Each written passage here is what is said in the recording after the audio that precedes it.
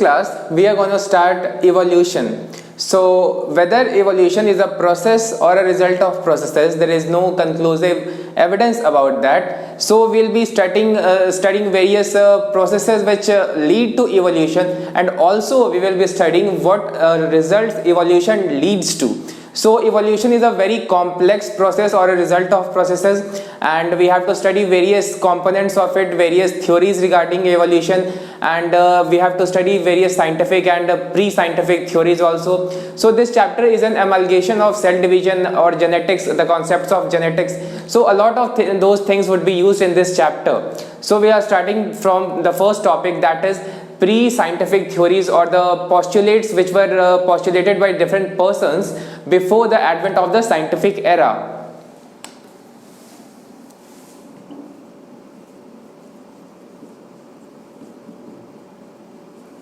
So evolution word means simply to unfold or to reveal hidden features. So we cannot say that evolution is just a biological process. It is just in simple terms, evolution means to reveal inner features or internal characteristics. So in bio, evolution means the story of life on earth, that is from the beginning, how the life began on this earth, then how life evolved and how life reached the present form, and even today evolution is occurring. So evolution simply means in biology that what processes and what are the results that lead to the formation of newer species or newer life forms. So we are going to study the theories of evolution.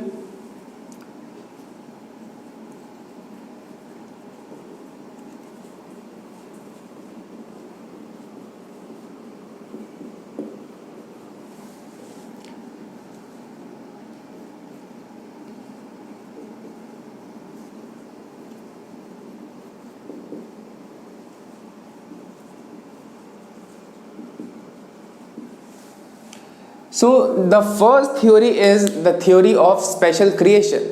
So ये जो theory है ये इस बात में believe करती है कि कोई सुपर नेचुरल बीइंग, जिसको आप गॉड कहते हो या कुछ और कह लो, उन्होंने सारा दुनिया बनाया, और all the life form that you are seeing on earth, every single species right from the bacteria to the human beings are result due to formation by God or something called supernatural power. So this theory is just a hypothetical imagination of people, and there is no scientific backing behind it.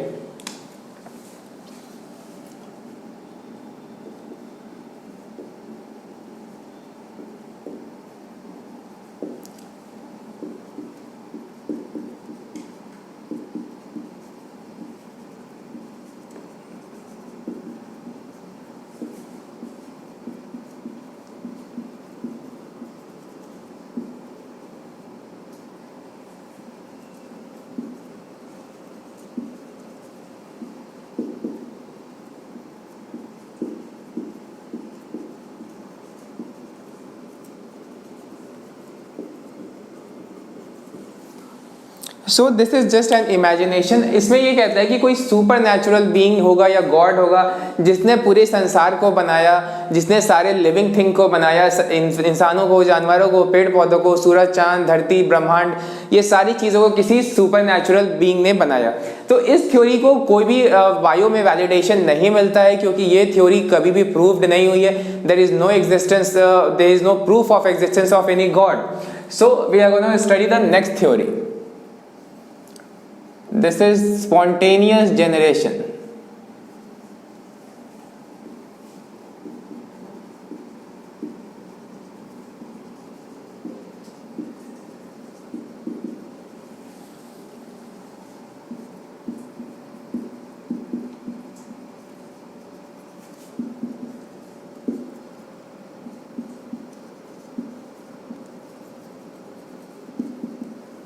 So this is a simple theory which states that living matter or living things arise out of non-living matter instantly or spontaneously. So ये भी एक तरह का imaginative ही था, या फिर ये भी एक तरह का ह्यूमंस का एक अजम्पशन था कि ऐसा हो सकता है. इसके पीछे भी कोई साइंटिफिक रीजनिंग नहीं होता है, and this theory was also regarded. So इसमें कहता है कि कोई भी नॉन लिविंग थिंग हो, जैसे कि मड हो गया या फिर क्लोथ्स हो गया, ऐसी चीजों से कुछ लिविंग थिंग्स अराइज हो सकते हैं.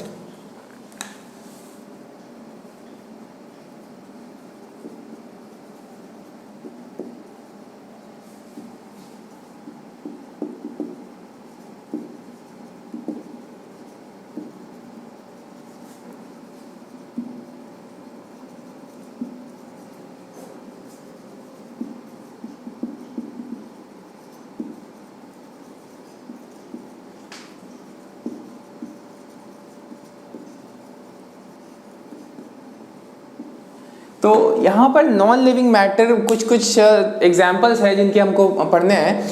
उनमें से एक था कि पुराने इजिप्ट में ऐसा माना जाता था कि जो इजिप्ट के थ्रू नाइल नदी बहती है, दैट इज रिवर नाइल, उस रिवर नाइल के मड से, उस नदी के किनारे जो कीचड़ होता है, उस कीचड़ से फ्रॉग्स, टोड्स, एम्फीबियंस, रेप्टाइल्स, ऐसे लिविंग थिंग्स क्रिएट हो सकते हैं। तो उनके एग्जाम्पल हमको देखने हैं।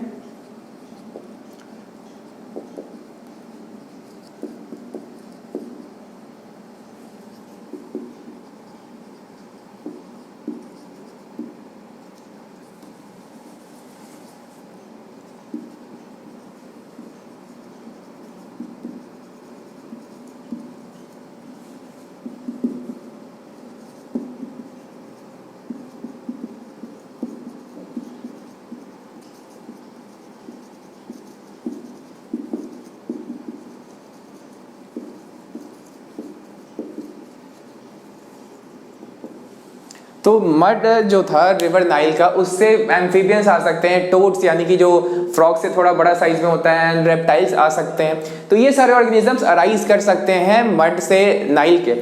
इसके अलावा एक और एग्जांपल है, that is wheat and a dirty shirt.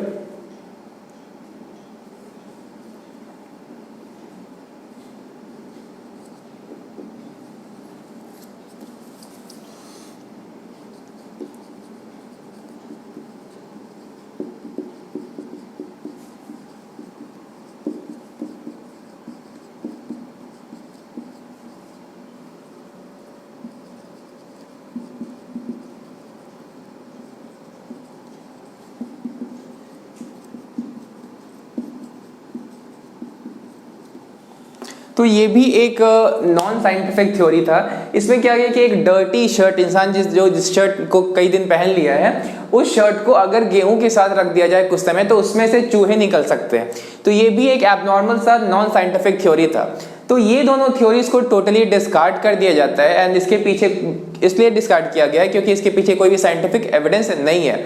The next theory that we have to study is of Louis Pasteur, and that is called biogenesis. It states that life exist और arises from always pre existing life, that is a life cannot arise by itself, it has to arise from a pre-existing life.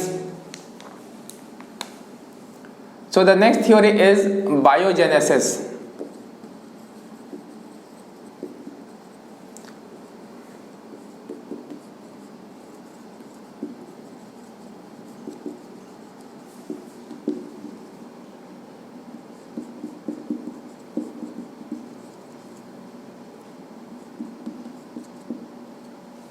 सो ये जो theory है काफी बहुत simple है। 11th class में आप लोगों ने पढ़ा होगा कि 11th में ओमनी सेलुलर ई सेलुलर पढ़ना था सेल चैप्टर में, यानी कि सेल डिवीजन वाले पार्ट में, यानी कि कोई भी सेल प्री एग्जिस्टिंग सेल से अराइज होता है। तो यहाँ पर कहता है कि लाइफ किसी भी प्री एग्जिस्टिंग लाइफ से आता है, तो it is very similar to that. लेकिन ये थ्योरी इस बात को प्रूव नहीं कर पाता है कि जो पहला लाइफ था वो कैसे आएगा। अगर कोई भी लाइफ प्री एग्जिस्टिंग लाइफ से आता है, तो ये प्री एग्जिस्टिंग भी किसी प्री एग्जिस्टिंग लाइफ से आएगा, और अल्टीमेटली ये किसी फर्स्ट लाइफ फॉर्म पे तो पहुंचेगा। सो ये थ्योरी ये नहीं बता पाता है कि पहला लाइफ फॉर्म जो आया होगा वो कैसे आया होगा।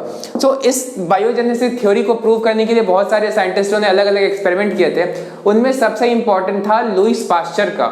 उन्होंने ब्रॉथ को बॉईल किया था और 2 अलग अलग कंटेनर्स में ले लिए। वन कंटेनर को उन्होंने ओपन छोड़ा था और दूसरे कंटेनर को उन्होंने वो एक तरह से कर्व्ड नेक फ्लास्क क्रिएट कर दिया था, जिससे कि हवा उसके अंदर नहीं जा पाता था। या फिर बैक्टीरिया और फंजाई उसके अंदर नहीं जा पाता था। तो ऐसा ऑब्जर्व किया गया कि जिसमें जो वेसल था वो ओपन था, उसी में फ्लाइज डेवलप हुए। तो इस तरह से लुईस पास्चर ने साबित किया था कि बायोजेनेसिस करेक्ट है, लेकिन उससे ये आंसर नहीं मिला था कि कैसे जो पहला लिविंग फॉर्म था वो आया था। तो बायोजेनेसिस को भी एक टाइम के बाद डिस्कार्ड कर दिया गया। तो these were the normal theories. अब हमको इसके बाद कुछ साइंटिफिक थ्योरीज भी पढ़ने हैं, and that is the main theory of Oparin and Haldane. So Oparin जो थे वो रशिया के साइंटिस्ट थे और हेल्डेन जो थे वो इंग्लैंड के साइंटिस्ट थे।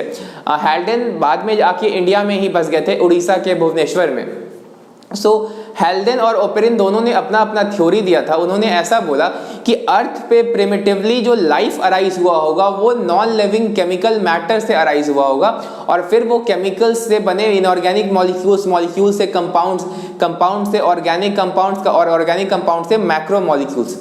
तो ऐसी थ्योरी उन्होंने दिया कि लाइफ का जो ओरिजिन हुआ था वो केमिकल इवोल्यूशन के थ्रू हुआ था, और वही थ्योरी डिटेल में हम लोगों को पढ़ना है। और उसके बेसिस पे जो एक्सपेरिमेंट किया गया था यूरे एंड मिलर के द्वारा, वो एक्सपेरिमेंट हमें पढ़ना है। तो ये तीनों थ्योरी को डिस्कार्ड कर दिया गया था after some time, because conclusive evidence इनसे नहीं मिला था कि लाइफ आखिर अराइज किया तो कैसे, पहला लाइफ आया तो कहां से आया।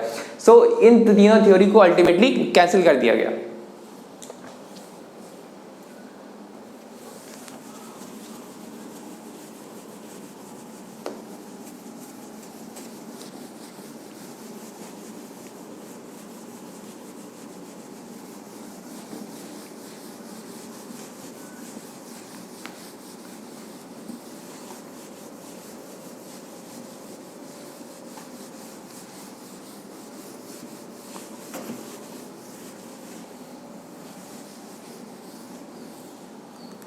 इसके बाद हम देखेंगे केमिकल इवोल्यूशन और नेचुरलिस्टिक थ्योरी।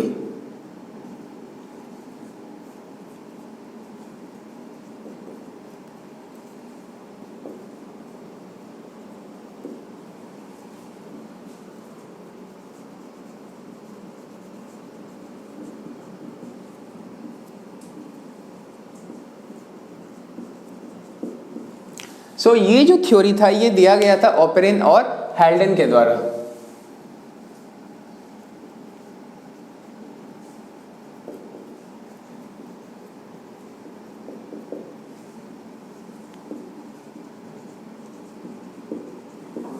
ओपेरिन रशियन थे एंड जो हेल्डेन थे वो ब्रिटिश थे, यानी कि इंग्लैंड के थे वो। तो इन्होंने बोला कि जो लाइफ अराइज होगा वो पहले केमिकल फॉर्म से अराइज होगा और फिर ऑर्गेनिक फॉर्म में ट्रांसफॉर्म होगा।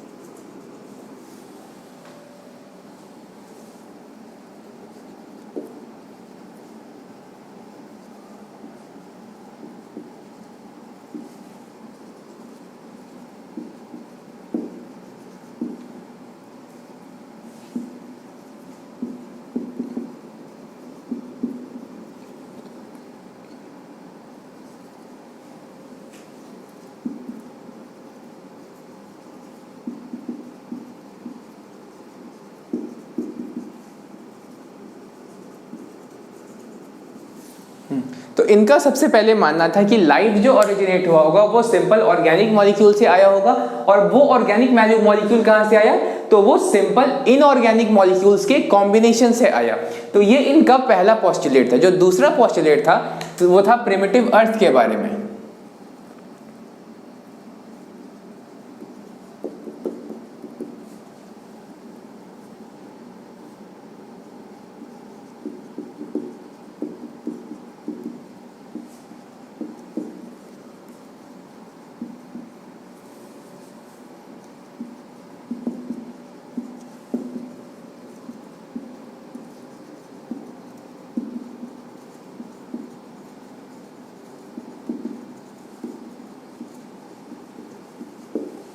तो अर्थ पे जो प्रिमिटिव कंडीशंस है, यानी कि अर्थ का जो फॉर्मेशन हुआ है हमारा, वो approximately 4 to 4.5 billion years ago बना था।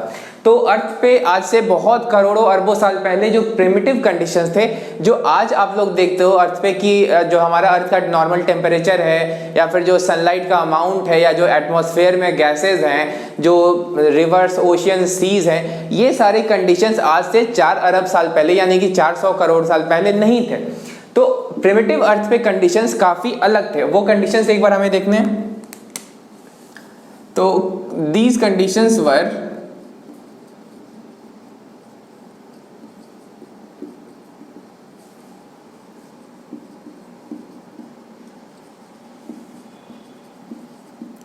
आज आप लोग जो टेम्परेचर देख रहे हो अर्थ पे, ये काफ़ी कम है as compared to the previous earth, यानी कि प्रिमिटिव अर्थ। इसके अलावा जो आज का एटमॉस्फेयर है वो ऑक्सीडाइजिंग एटमॉस्फेयर है। ऑक्सीडाइजिंग क्यों है? क्योंकि हमारे एटमॉस्फेयर में 20 to 21% जो अमाउंट है वो किसका है? वो ऑक्सीजन का है, दैट इज फ्री ऑक्सीजन है। लेकिन आज से अरबों साल पहले एटमॉस्फेयर में फ्री ऑक्सीजन अवेलेबल ही नहीं था, तो वहां पर हाई टेम्परेचर भी थे। एटमॉस्फेयर में वाटर लिक्विड स्टेट में नहीं था, वाटर वेपर स्टेट में था, क्योंकि टेम्परेचर जब ज़्यादा होगा तो वाटर वेपर स्टेट में रहेगा, ना कि लिक्विड स्टेट में। इसके अलावा एटमॉस्फेयर में गैसेस थे जो कि हाइड्रोजन थे, मीथेन, अमोनिया। तो ये इन सब की वजह से जो एटमॉस्फेयर था वो रिड्यूसिंग था, ना कि ऑक्सीडाइजिंग। रिड्यूसिंग और ऑक्सीडाइजिंग एजेंट्स आप लोग ने केमिस्ट्री में पढ़ रखा होगा। तो ये इन सब केमिकल्स की वजह से जो एटमॉस्फेयर था वो क्या था? Therefore atmosphere was reducing.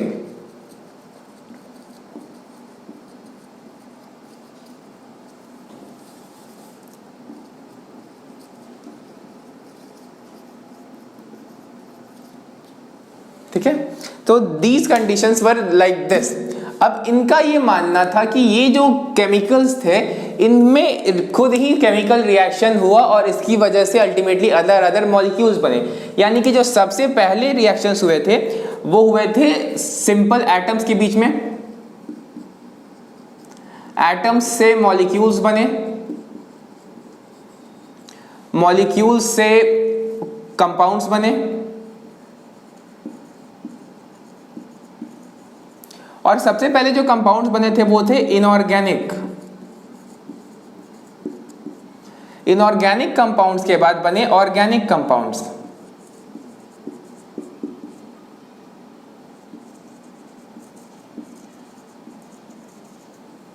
और ये जो पहले ऑर्गेनिक कंपाउंड्स थे ये थे सिंपल ऑर्गेनिक कंपाउंड्स। उसके बाद बने इन्हीं के पॉलीमराइजेशन से बने कॉम्प्लेक्स ऑर्गेनिक कंपाउंड्स।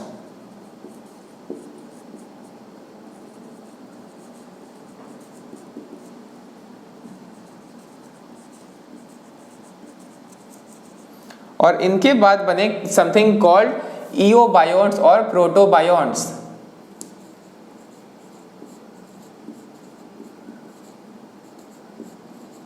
और प्रोटोबायोन्स के बाद जो बने उन्हें हम कहते हैं प्रोकैरियोट्स। और प्रोकैरियोट्स के बाद आए यूकैरियोट्स।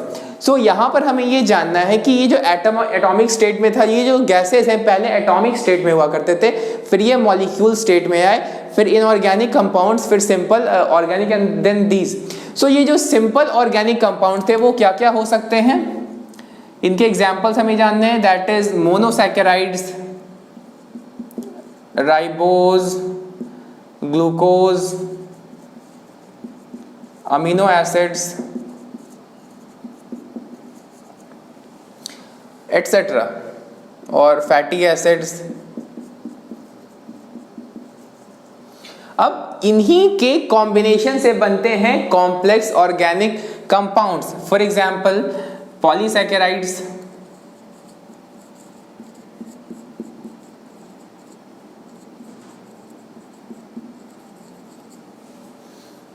Proteins, fats etcetera. तो इस तरीके से जो इनिशियल अर्थ पे इवोल्यूशन हुआ था कुछ इसी तरह से हुआ था, दैट इज एटम से molecule, organic, inorganic, organic, complex, protobionts और प्रोकैरियोट्स।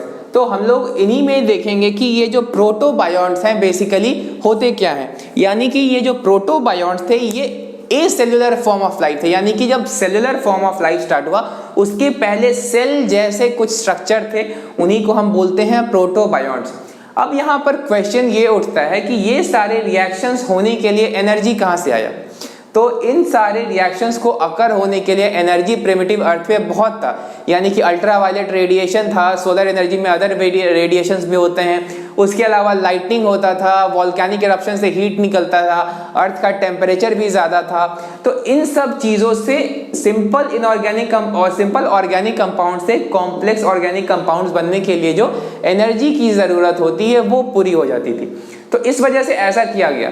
लेकिन ये तो थ्योरी था, इन्होंने ऐसा बोला कि हो सकता है कि ऐसा हुआ होगा, यानी कि ऑपेरिन और हैल्डेन ने ऐसा पोस्टुलेट किया था कि इस तरह से इवोल्यूशन हुआ होगा स्टार्टिंग में अर्थ पर, लेकिन इन्होंने इसका कोई प्रूफ नहीं दिया, कोई एक्सपेरिमेंटल एविडेंस नहीं दिया। तो इसका जो एक्सपेरिमेंटल एविडेंस था वो दिया गया दूसरे साइंटिस्ट के द्वारा, and that is called Urey and Miller. तो यूरे जो थे वो मिलर के टीचर थे और या उनके प्रोफेसर थे, और Miller was the student of Urey. So जो मिलर ने एक्सपेरिमेंट किया था वो इसी चीज को साइंटिफिकली प्रूव करने के लिए किया था। So now we will study the experiment of Miller, और मिलर ने एक्सपेरिमेंट से ये प्रूव किया कि ये जो प्रोसेस है ये करेक्ट है, ऐसा रियल में होता है। And we have to study now the Miller's experiments.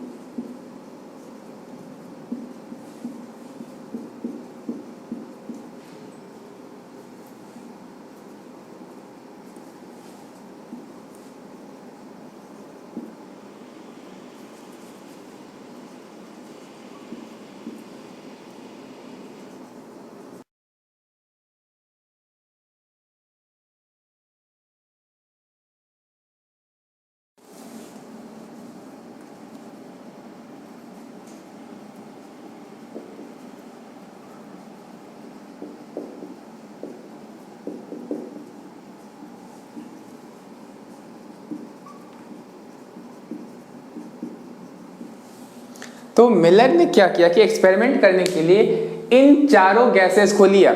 यहाँ पर H2O के आगे में V लिखा हुआ है, दैट इज ये वेपर स्टेट में, ये वाटर नहीं है, ये लिक्विड स्टेट में नहीं है, ये वाटर वेपर की बात हो रही है। तो यहाँ पर CH4, H2, NH3 और H2O, हमने जस्ट इसके पहले देखा था कि ये सारी गैसेस प्रिमिटिव अर्थ पे हुआ करती थी, यानी कि अर्थ पे सबसे पहले ये सारी गैसेस थी जब आज से 4 अरब साल पहले का टाइम था। तो इन चारों गैसेस को लेने के बाद जो टेम्परेचर उन्होंने ट्यूब में मेंटेन किया था वो 100 डिग्री सेल्सियस के अबव था, और साथ साथ उन्होंने इलेक्ट्रिकल स्पार्क्स उसको उस सब्सटेंस में, उस टेस्ट ट्यूब में प्रोवाइड किया रहा था, यानी कि इलेक्ट्रिकल डिस्चार्ज किया था। सो इलेक्ट्रिकल डिस्चार्ज वहां पर एक एनर्जी का सोर्स था। तो वो एनर्जी का सोर्स की वजह से कुछ रिएक्शंस हुए, और कुछ हफ्तों के बाद उन्होंने कुछ केमिकल्स को ऑब्जर्व किया उसमें बनते हुए।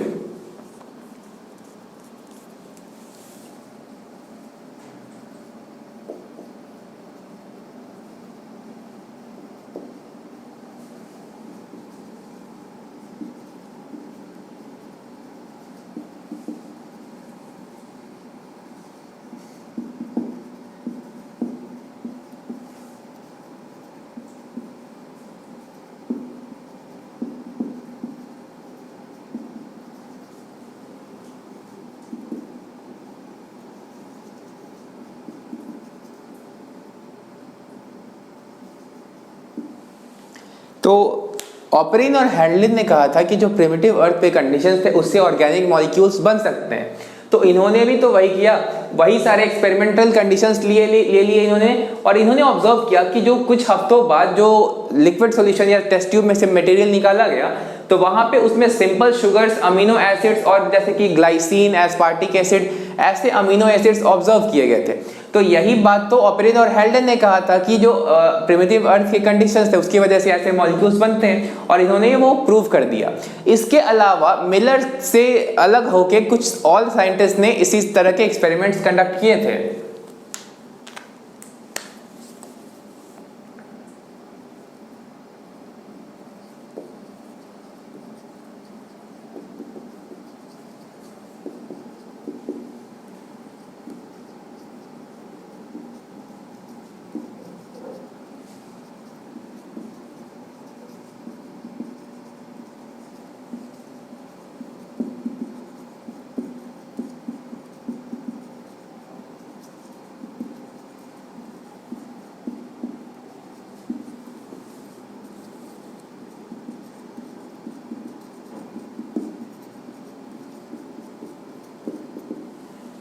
तो इन्होंने ऑब्जर्व किया शुगर और अमीनो एसिड्स, लेकिन इनके अलावा कुछ और भी साइंटिस्ट थे जिन्होंने ऑब्जर्व किया कि प्यूरिन और पिरिमिडीन्स भी फॉर्म होते हैं। उन्होंने भी ऐसा ही सिमिलर एक्सपेरिमेंट किया था।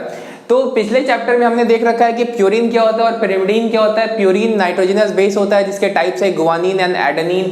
पिरिमिडीन में क्या होता है कि साइटोसिन, थाइमिन एंड आरएनए के में यूरासिल होता है। तो ये सारे नाइट्रोजनस बेसेस हैं जो कि डीएनए, आरएनए में पाए जाते हैं। तो कुछ अलग साइंटिस्टों ने ये भी ऑब्जर्व किया। अब क्वेश्चन ये उठता है कि ये केमिकल्स तो बन गए, यानी कि इन केमिकल्स में लाइफ कहाँ से आया? यानी कि ये सारे जो केमिकल्स हैं, ये सारे केमिकल्स तो ऑर्गेनिक में पाए जाते हैं, ऑर्गेनिक केमिस्ट्री में पाए जाते हैं, यानी कि लिविंग सिस्टम में ये पाए जाते हैं, लेकिन जरूरी नहीं है कि इनमें लिविंग होगा। यानी कि ये सारे जो मॉलिक्यूल्स होते हैं, ये मॉलिक्यूल्स लिविंग सिस्टम में तो पाए जाते हैं, लेकिन ये मॉलिक्यूल्स खुद में लिविंग थिंग नहीं होते।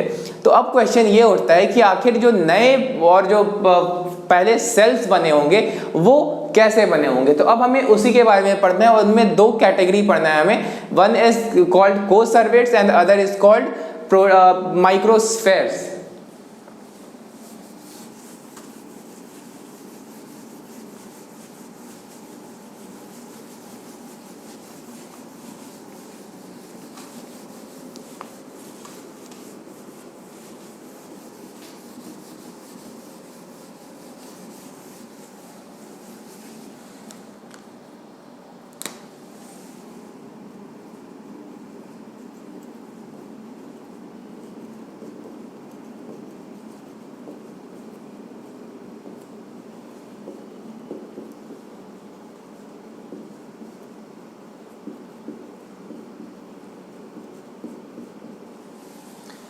ये पहले acellular form of life थे या फिर non cellular forms of life थे।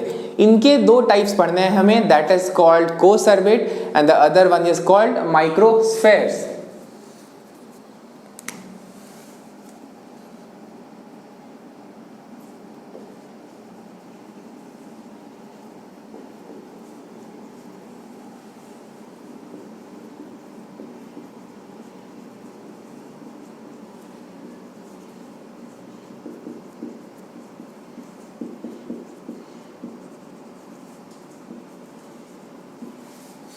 अब ये जानना है कि बेसिकली ये थे क्या और इनके टाइप्स क्या थे।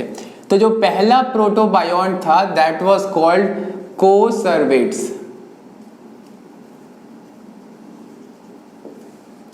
तो ये बेसिकली एग्रीगेशन हुआ करते थे, दीज वर एग्रीगेशंस।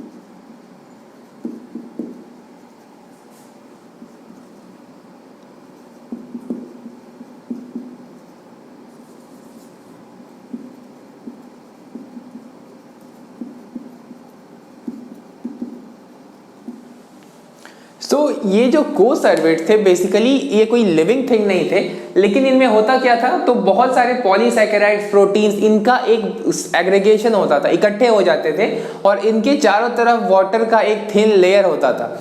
तो ये थिन लेयर जो वाटर का था वो इनको एक्सटर्नल इन्वायरमेंट से प्रोटेक्ट करता था या एक्सटर्नल इन्वायरमेंट से सेपरेट करता था। लेकिन ये जो एंजाइम्स थे ये इनको लिविंग टाइप का फीचर देते थे, यानी कि ये जो एंजाइम्स थे इनमें सर्टेन रिएक्शंस को ड्राइव करने का एबिलिटी देते थे कि ये अपनी रिएक्शंस कुछ हद तक कंट्रोल कर सकते थे। और ये एंजाइम्स बेसिकली क्या थे, तो वो प्रोटीन्स थे जो इसके स्ट्रक्चर के अंदर में था। अब इनमें कुछ कुछ प्रॉपर्टीज भी हुआ करता था जो लिविंग लाइक प्रॉपर्टीज होता था, लेकिन इनमें जो मेन नॉन लिविंग प्रॉपर्टी था, इनके पास कोई डेफिनेटिव मेम्ब्रेन नहीं था।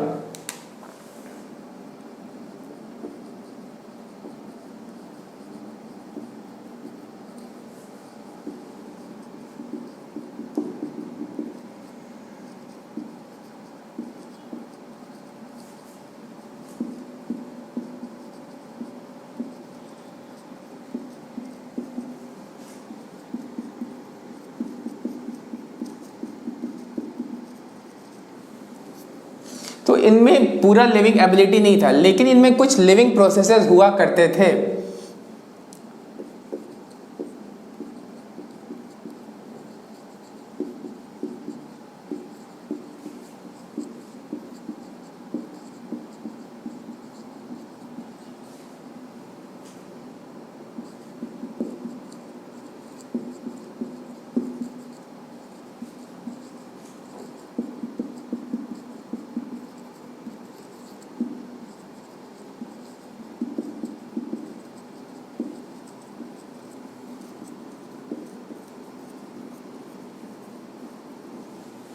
तो इनमें ये जो प्रॉपर्टी थी ये बहुत इंपॉर्टेंट है, यही इनमें लिविंग जैसे प्रॉपर्टी थे, यानी कि अगर एक्सटर्नल कंडीशंस फेवरेबल होते थे तो ये ग्रो भी कर सकते थे और डिवाइड भी कर सकते थे। ये तो एक लिविंग थिंग का फीचर होता है ना।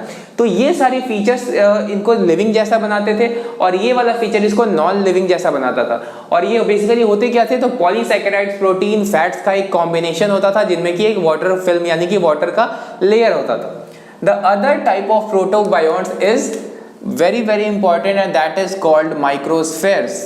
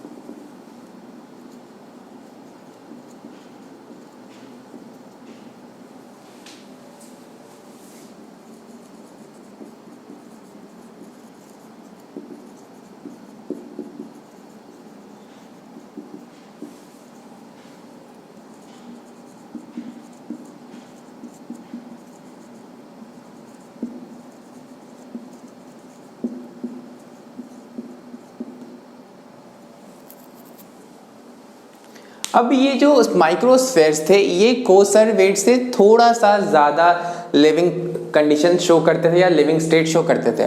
तो ये बनते कैसे थे, तो ये एग्रीगेशंस से होते थे प्रोटीनॉइड्स के, प्रोटीन्स के नहीं, प्रोटीनॉइड्स के।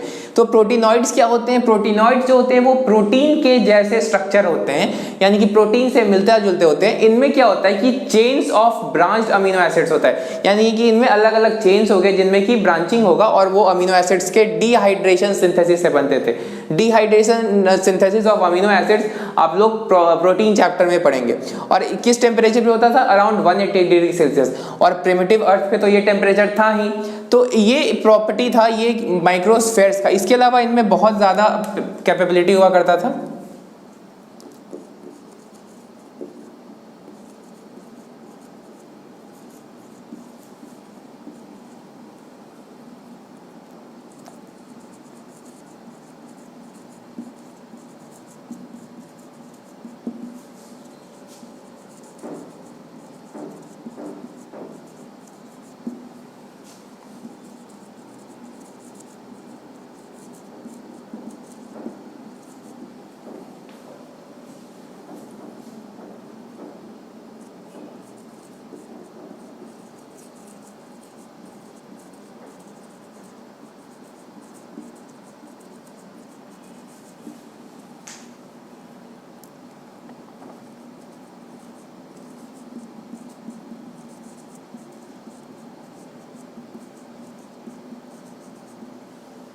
सो इनमें ये एबिलिटी बहुत इंपॉर्टेंट है कि ये मूवमेंट भी शो कर सकते थे और फिजन से ये डिवाइड भी कर सकते थे। इसके अलावा ये स्वेल और श्रिंक भी कर सकते थे।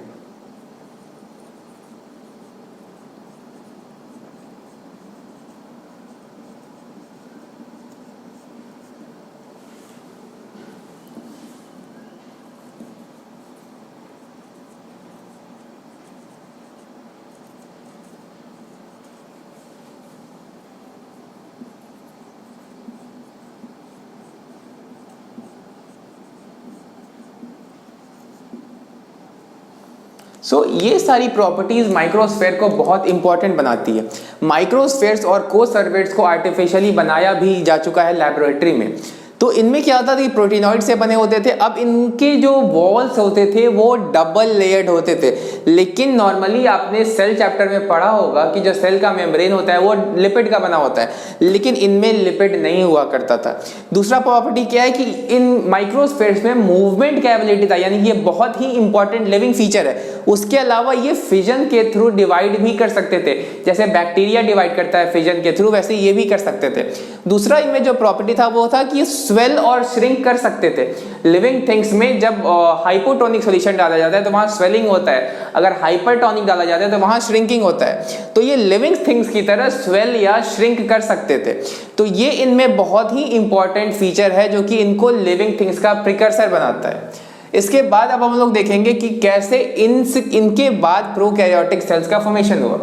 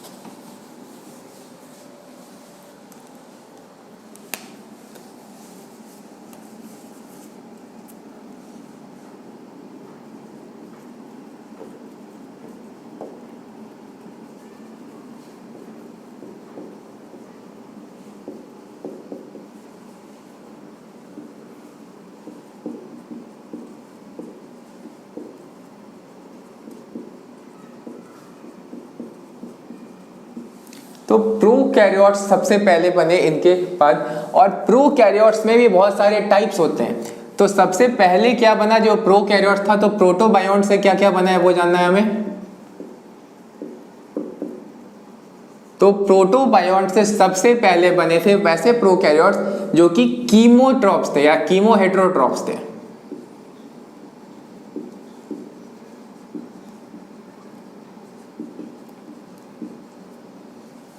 तो कीमोहेटेरोट्रॉप्स किन्हें बोलते हैं, जो कि अपना जरूरत का केमिकल अपने बॉडी के बाहर से लेते हैं। यानी कि हेटेरोट्रॉप्स वो होते हैं जो खुद से अपना सब्सटेंस प्रिपेयर नहीं कर सकते, कीमो वो जो कि केमिकल से यूटिलाइज करते हैं। तो ये ऐसे प्रोकैरियोटिक बैक्टीरिया थे जो कि अपना केमिकल खुद से सिंथेसाइज नहीं कर सकते थे, ये एक्सटर्नल एनवायरनमेंट से लेते थे। इनके बाद जो आए धरती पे वो थे कीमो ऑटोट्रॉप्स।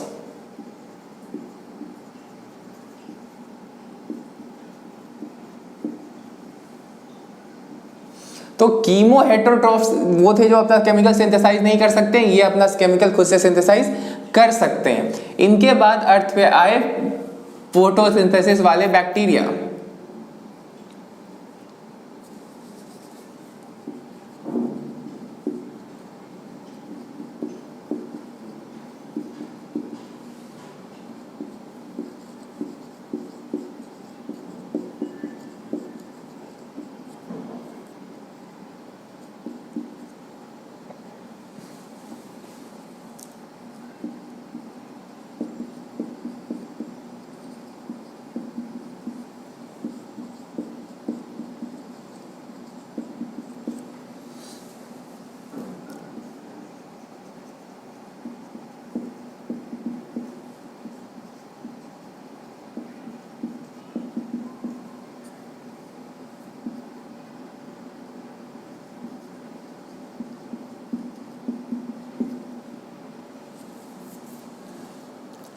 अब यहाँ पे प्रोटोबायोन्ट्स के बाद कौन कौन टाइप के सेल है वो देखने हैं। तो सबसे पहले कीमो हेटेरोट्रॉफ्स, फिर कीमो ऑटोट्रॉफ्स, फिर photosynthetic non oxygenic anaerobic bacteria. यानी कि ये फोटोसिंथेसिस तो कर सकते थे, लेकिन उस फोटोसिंथेसिस में ऑक्सीजन रिलीज नहीं होता था, क्योंकि यहाँ पर H2O को हाइड्रोजन सोर्स की तरह यूज नहीं किया जा सकता था। यहाँ पर H2S यानी कि हाइड्रोजन सल्फाइड या अदर सब्सटेंस को हाइड्रोजन के डोनर की तरह यूज किया जाता था। फिर उसके बाद आते हैं ये फोटोसिंथेटिक बैक्टीरिया, जो कि ऑक्सीजेनिक थे, यानी कि ये ऑक्सीजन प्रोड्यूस कर सकते थे और ये ऑक्सीजन के प्रेजेंस में सरवाइव कर सकते थे। तो these were oxygenic and these were aerobic bacteria. अब ये जो फोटोसिंथेटिक बैक्टीरिया थे, इसके एग्जाम्पल जो कुछ अलग तरीके से आते हैं, जैसे कि आप लोगों ने पढ़ा होगा साइनोबैक्टीरिया, जिसे ब्लू ग्रीन एल्गा भी कहा जाता है। तो वैसे वैसे जो बैक्टीरिया थे उन्हीं के एंसेस्टर्स ये सारे थे। इसके बाद आते हैं यूकैरियोट। फोटोसिंथेटिक के बाद आते हैं यूकैरियोटिक सेल्स।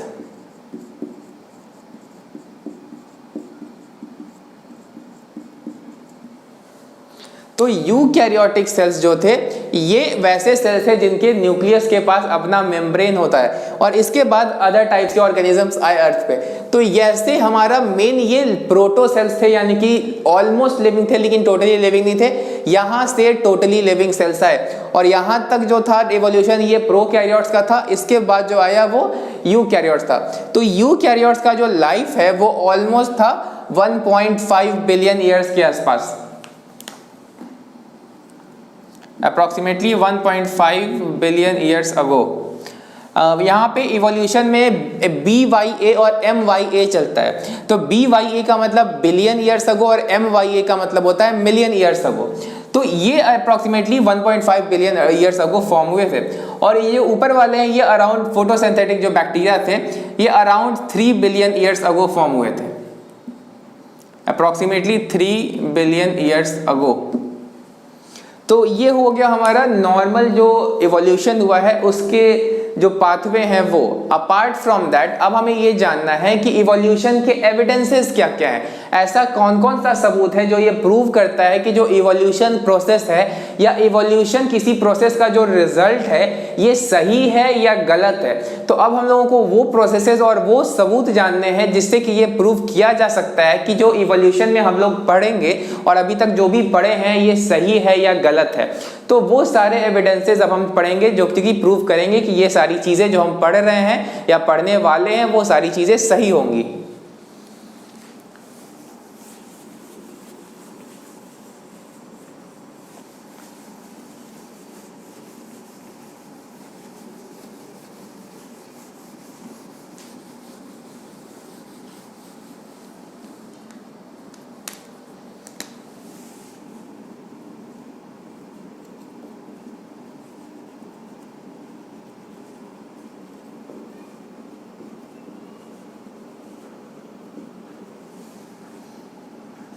तो जो सबसे पहला एविडेंस हम पढ़ेंगे दैट इज फॉसिल्स। उसके बाद जो हम लोग पढ़ेंगे वो होगा मिसिंग लिंक,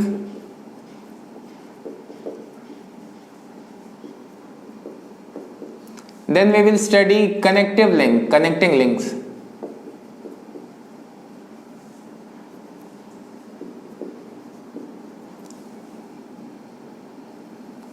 इसके अलावा हम लोग पढ़ेंगे और भी सारे लिंक्स जैसे कि एडेप्टिव रेडिएशन, उसके पहले homologous and analogous organs,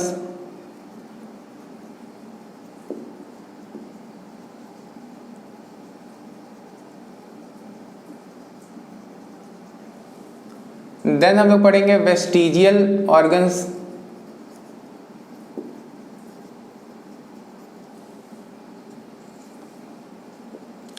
vestigial organs के बाद हम लोग पढ़ेंगे एम्ब्रियोलॉजिकल एविडेंसेस,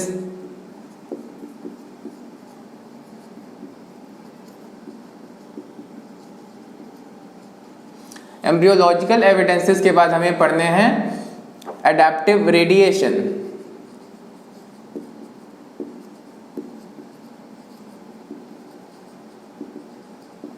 सो ये सारे नॉर्मल इवोल्यूशन, फिर मॉर्फोजेनेटिक एवोल्यूशन होता है, then we have progressive evolution, फिर बायोजियोग्राफिकल एवोल्यूशन होता है। लेकिन ये सारी चीज़ें आपके सिलेबस में नहीं है।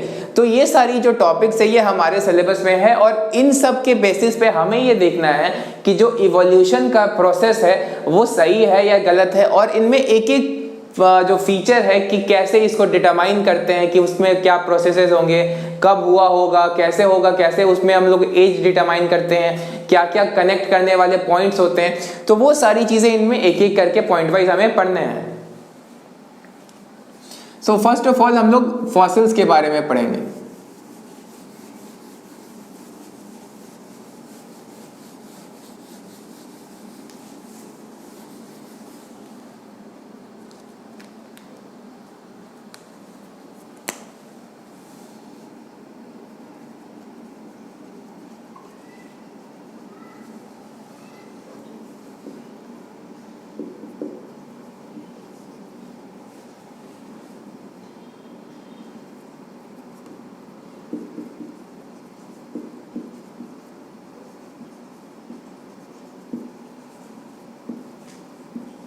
सो बेसिकली ये जो होते हैं वो एंशियंट ऑर्गेनिज्म जो कि आज नहीं है, बट कई हजार, कई लाख, कई करोड़ साल पहले धरती पे एग्जिस्ट करते हैं। तो उनके रिमेन्स यानी कि बॉडी पार्ट के कुछ टुकड़े रह जाते हैं, उन्हीं को बोलते हैं फॉसिल्स।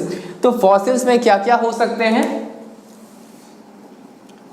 सबसे पहले जो हेयर है इंसान का या फिर किसी भी जानवर का हेयर हो सकता है। अपार्ट फ्रॉम दैट हूफ्स हो सकते हैं जो कि पैर के सबसे निचले पार्ट में होते हैं। बोन्स हो सकते हैं, टीथ हो सकते हैं, डीएनए फ्रैगमेंट्स हो सकते हैं।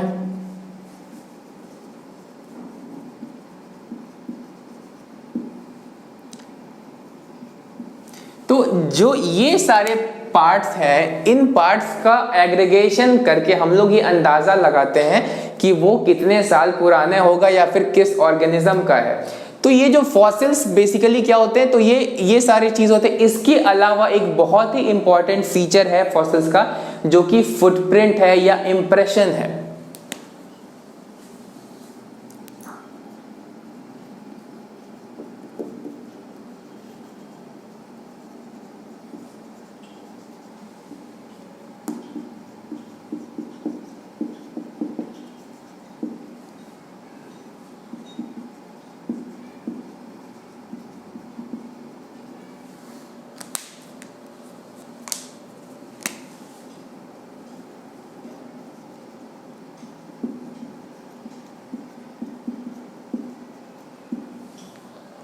तो कई बार क्या होता है कि ऑर्गेनिज्म का जो पार्ट है वो तो टोटली डिकम्पोज कर जाता है, क्योंकि नेचर में बैक्टीरिया है, फंजाई है, तो उसको डिकम्पोज कर देगा। लेकिन जब वो किसी रॉक के बीच में दबता है तो वो जो उसका बॉडी है उसका इंप्रेशन जम जाता है। जैसे कि अगर हम लोग स्टैम्प पेपर पे अपना अंगूठा लगाते हैं और फिर कहीं पेपर में लगाते हैं तो उसका इंप्रेशन बन जाता है। तो उसी तरह जब कोई ऑर्गेनिज्म किसी रॉक के बीच में दब जाता है तो उसका फुटप्रिंट या फिर इंप्रेशंस रह जाते हैं।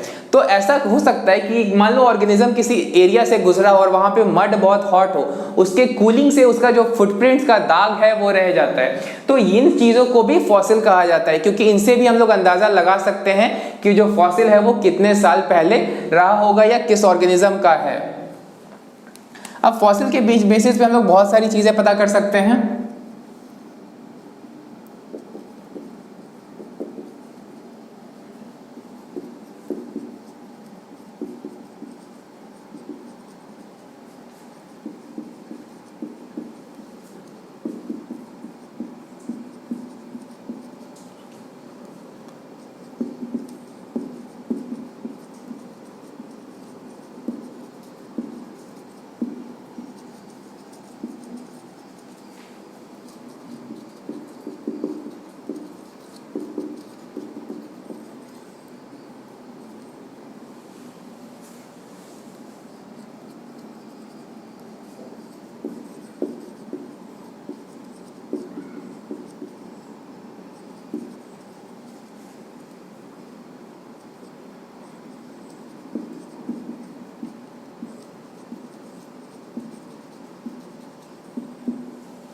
एक फॉसिल्स जो एक्सट्रैक्ट किया जाता है ज़मीन के अंदर से, उसमें देखा जाता है कि जितना ही ज़्यादा रॉक्स में या धरती के अंदर हम लोग खोदते हैं, तो जो जितना नीचे फॉसिल्स मिलते हैं वो काफ़ी सिंपलर ऑर्गेनिजम्स के मिलते हैं, जैसे इनवर्टिब्रेट्स हो गए, बैक्टीरिया हो गए, ऐसी चीज़ें। लेकिन जो कॉम्प्लेक्स ऑर्गेनिजम्स थे, जैसे कि डायनासोर्स हो गए, एंसेस्टर्स ऑफ हॉर्स हो गए, ancestors of Lions, ancestors of humans, तो ये सारे जो हमारे अर्थ के लेयर्स होते हैं उनमें बहुत ऊपर में पाए जाते हैं। तो इससे क्या पता चलता है कि जो डीपर लेयर्स थे, जो कि बहुत करोड़ों साल पहले रहे होंगे, वहां पर जो उस समय जो ऑर्गेनिजम्स थे वो काफी सिंपल थे, और धीरे धीरे उन सिंपल ऑर्गेनिज्म से ज्यादा कॉम्प्लेक्स ऑर्गेनिजम्स आए और वो मरते गए, तो उसके लेयर के ऊपर लेयर बाय लेयर बनते गया। तो फॉसिल्स किस लेयर से एक्सट्रैक्ट किया जा रहा है, इससे हम लोग अंदाजा लगा सकते हैं कि वो जो ऑर्गेनिज्म है वो कितना साल पहले रहा होगा। और दूसरा अंदाजा हमें क्या मिलता है, वो ये है कि निचले वाले फॉसिल्स काफी सिंपलर ऑर्गेनिजम्स को शो करते हैं, या फिर उनके फॉसिल्स ऑब्टेन होते हैं नीचे से, और जो अपर लेयर्स है उनके जो फॉसिल्स होते हैं वो हमेशा कॉम्प्लेक्स ऑर्गेनिजम्स के जनरली ऑब्टेन किए जाते हैं। तो इससे अंदाजा लगता है कि जो बहुत पहले वाले ऑर्गेनिजम्स थे वो काफी सिंपल थे, और अभी वाले जो ऑर्गेनिजम्स है वो काफी ज्यादा कॉम्प्लेक्स है। तो ये शो करता है कि जो डायरेक्शन ऑफ इवोल्यूशन है वो सिंपल ऑर्गेनिज्म से कॉम्प्लेक्स ऑर्गेनिज्म की तरफ जाता है। तो ये एक हो गया एडवांटेज ऑफ फॉसिल्स। इसके अलावा फॉसिल्स में फीकल पैलेट्स भी हो सकते हैं, पैलेट्स भी हो सकते हैं, उनसे भी ये अंदाजा लगता है कि जो फीकल मैटर था उसके डाइजेस्टिव कॉम्पोजिशन या फिर जो डाइट होता था किसी भी जानवर का, उसका अंदाजा उसके फीकल मैटर जो कि बाय चांस मोल्ड के फॉर्म में या फिर प्रिजर्व हो जाते हैं रॉक्स के बीच में, तो उससे भी ये हम लोग उस भी फॉसिल से ये अंदाजा लगा सकते हैं कि ये कैसे हो पाता है। So the next topic is vestigial organs.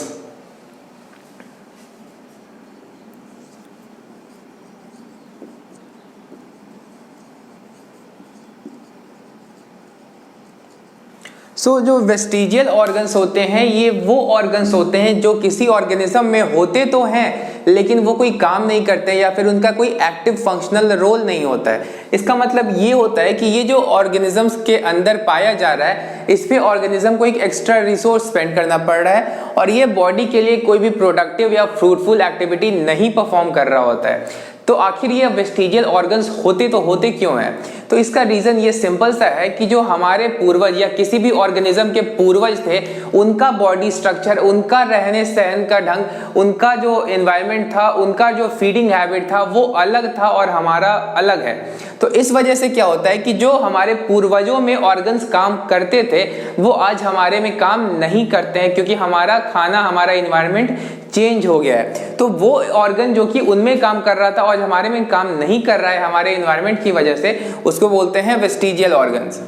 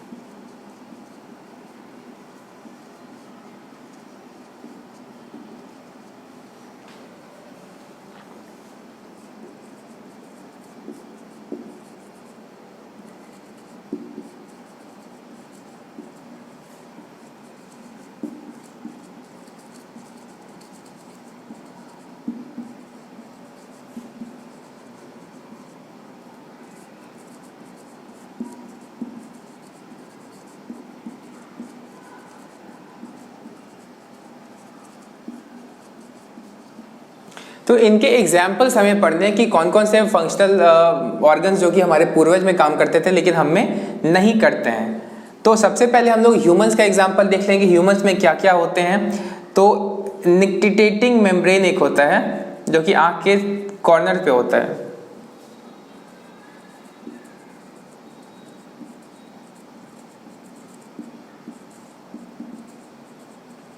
फिर हमारे कान का जो ये एक्सटर्नल पार्ट है, इस पार्ट का कोई एक्टिव फंक्शन नहीं है, तो वो भी एक तरह का वेस्टिजियल ऑर्गन है। इसके अलावा और भी वेस्टिजियल ऑर्गन्स है जैसे कि बॉडी हेयर्स, इसके अलावा है वर्मिफॉर्म अपेंडिक्स,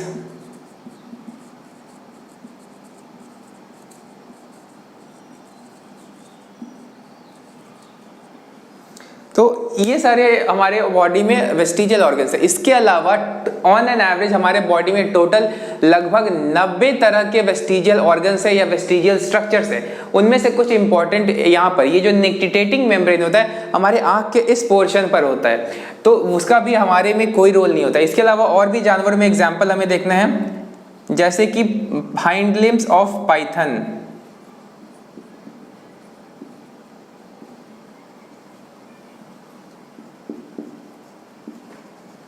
पाइथन एक तरह का सांप होता है जिसमें कि पीछे साइड में पैर होते हैं। तो सांप को पैर की कोई ज़रूरत नहीं होती, बिकॉज वो क्रॉल नहीं कर रहा होता है, वो वॉक नहीं कर रहा होता है। तो यहाँ पर पाइथन में जो हाइंड लिम्स होते हैं वो यूजलेस होते हैं। अपार्ट फ्रॉम दैट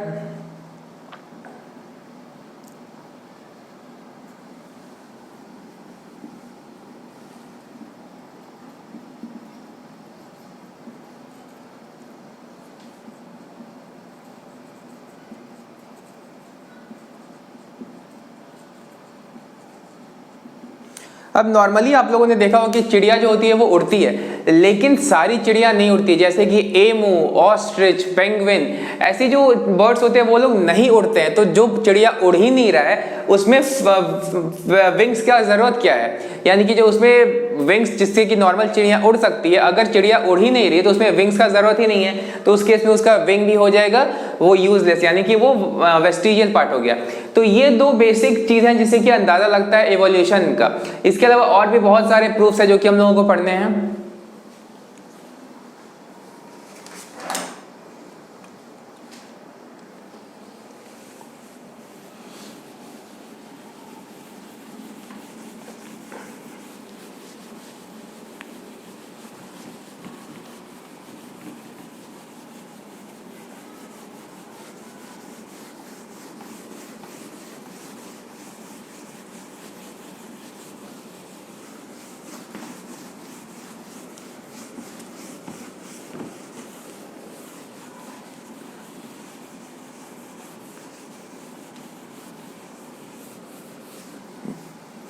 तो अब दो तरह के ऑर्गेनिजम्स के बारे में हम पढ़ेंगे, दैट इज जिन्हें मिसिंग लिंक और कनेक्टिंग लिंक कहा जाता है।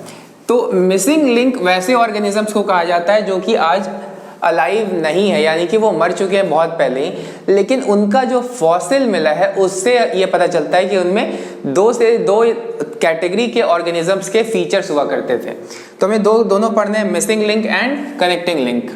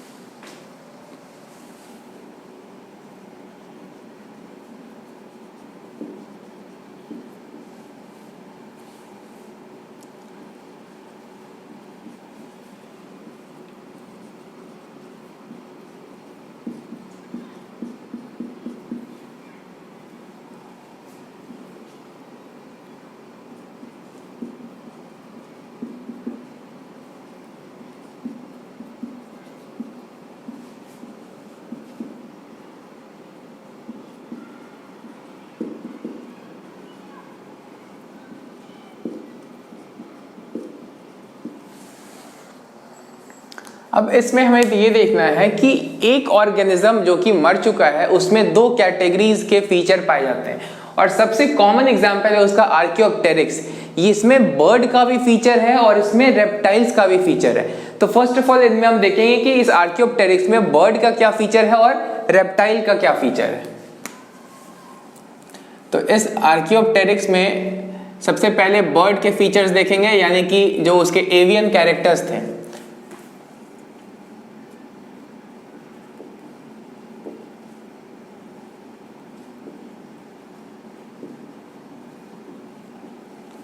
तो इस पे इसके पास फेदर्स थे, feathers all over the body, birds पे जैसे फेदर्स होते हैं इस पे भी फेदर्स थे।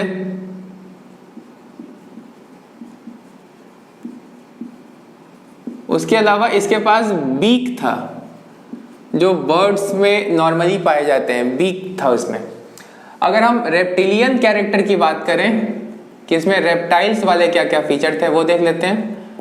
तो अगर हम रेप्टिलियन कैरेक्टर्स की बात करें तो इसका जो बॉडी का जो मेन एक्सिस था वो लिजर्ड लाइक था।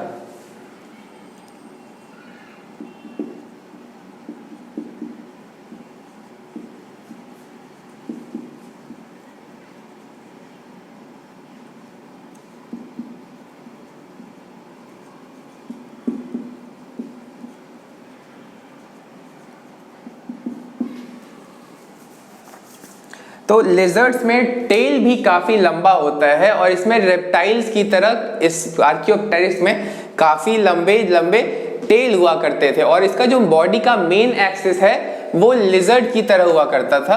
अपार्ट फ्रॉम दैट इसमें टीथ होते हैं। बर्ड्स में, नॉर्मल बर्ड्स में उनके बीक्स के अंदर टीथ नहीं होते हैं, लेकिन यहां पर इसमें टीथ था। दूसरी बात कि नॉन न्यूमेटिक बोन्स,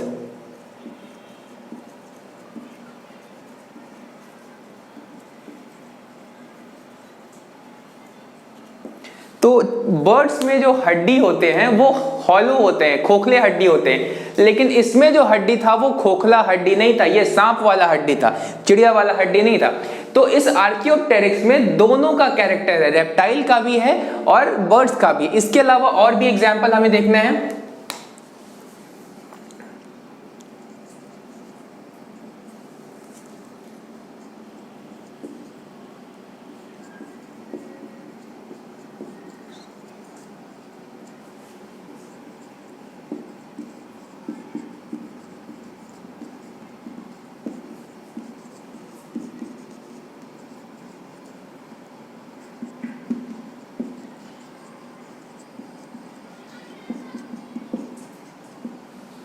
तो फिशेस और रेप्टाइल के बीच में ये इक्वियोस्टिगा एक मिसिंग लिंक है, रादर ये भी एक फॉसिल ऑर्गेनिज्म है, तो this is a missing link. इसके बाद एक और ऑर्गेनिज्म है दैट इज कॉल्ड सिमोरिया। सिमोरिया एक मिसिंग लिंक है, लेकिन ये फिशेस और एम्फीबियंस की बात हो रही है यहां पर।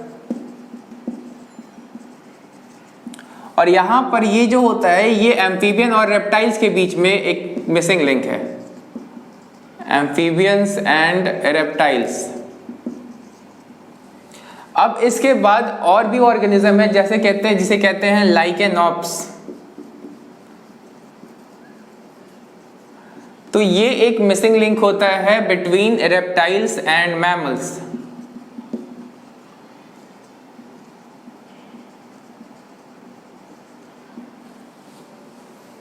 इसके अलावा और भी ऑर्गेनिज्म है जैसे कि बेलानोसॉरस, तो ये भी एक मिसिंग लिंक है between aquatic and terrestrial mammals.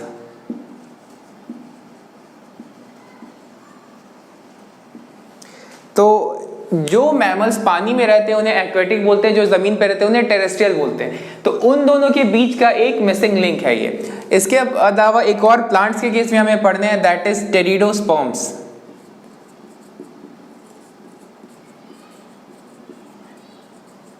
So this is missing link between ferns, that is pteridophytes, ferns and seeded plants.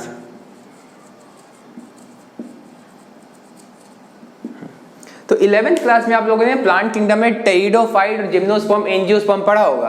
तो आपने वहां पढ़ा होगा कि एल्गा यानी कि थैलोफाइटा, ब्रायोफाइटा और टेरिडोफाइटा तीनों में सीड नहीं होते, लेकिन एंजियोस्पर्म, जिम्नोस्पर्म में सीड होते हैं। तो ये जो टेरिडोस्पर्म है ये एक तरह का मिसिंग लिंक है, इसमें फर्न्स यानी कि टेरिडोफाइट्स और सीडेड प्लांट्स दोनों का कैरेक्टर पाया जाता है। तो these are the common examples of missing links. तो ये सारे एग्जांपल्स हो गए और सबसे इंपॉर्टेंट हमारे लिए एग्जांपल है हमारा आर्कियोप्टेरिक्स। आर्कियोप्टेरिक्स एनसीईआरटी में भी है और ये वेरी वेरी इंपॉर्टेंट है। इस मिसिंग लिंक में जो मेन पॉइंट है यानी कि ये फॉसिल ऑर्गेनिजम्स है, यानी कि ये कब का खत्म हो चुके हैं अर्थ पे से, दीज आर डेड ऑर्गेनिजम्स। अब बात करेंगे कनेक्टिंग लिंक की।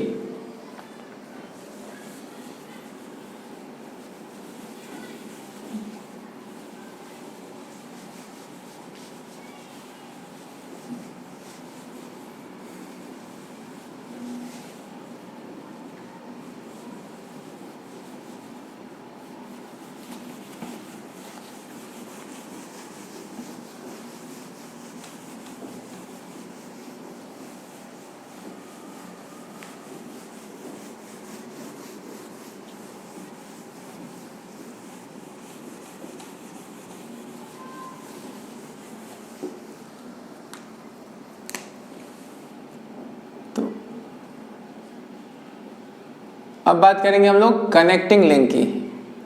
तो कनेक्टिंग लिंक में वैसे ऑर्गेनिजम्स होते हैं जो कि आज भी लिविंग हैं, ये अभी फॉसिल नहीं, यानी कि ये एक्सटिंक्ट नहीं हुए, which possess the feature of two categories of organisms.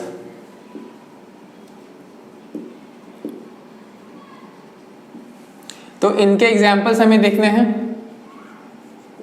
सबसे पहला है Euglena. It is connecting link between plants and animals.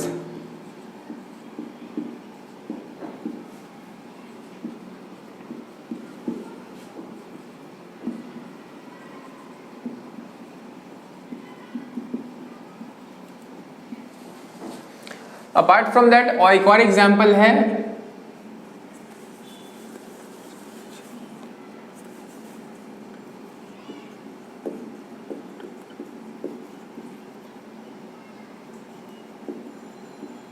this is connecting link between protozoa and porifera.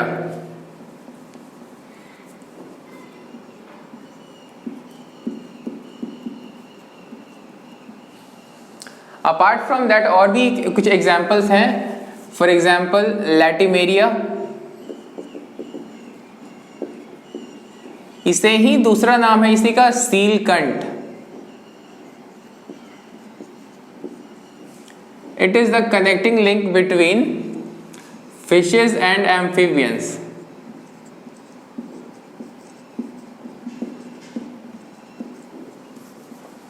इसके अलावा एक और एग्जाम्पल है कनेक्टिंग लिंक का, that is called as egg laying mammals.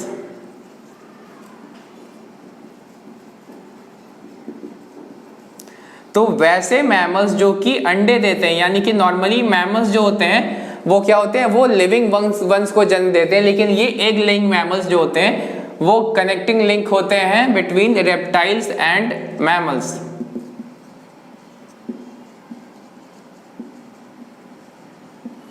तो कनेक्टिंग लिंक और मिसिंग लिंक दोनों में वैसे ऑर्गेनिज्म होते हैं जिनमें दो कैटेगरी का फीचर हो, लेकिन कनेक्टिंग लिंक उन ऑर्गेनिजम्स को कहते हैं जो आज भी जिंदा हैं, और मिसिंग लिंक उन्हें कहते हैं जो कि धरती पे से खत्म हो चुके हैं। So these were the normal connecting link and missing link, और इनमें ये सारे एग्जाम्पल्स हमें ध्यान में रखने हैं कि कौन कौन से एग्जाम्पल किस किस के कनेक्टिंग लिंक हैं।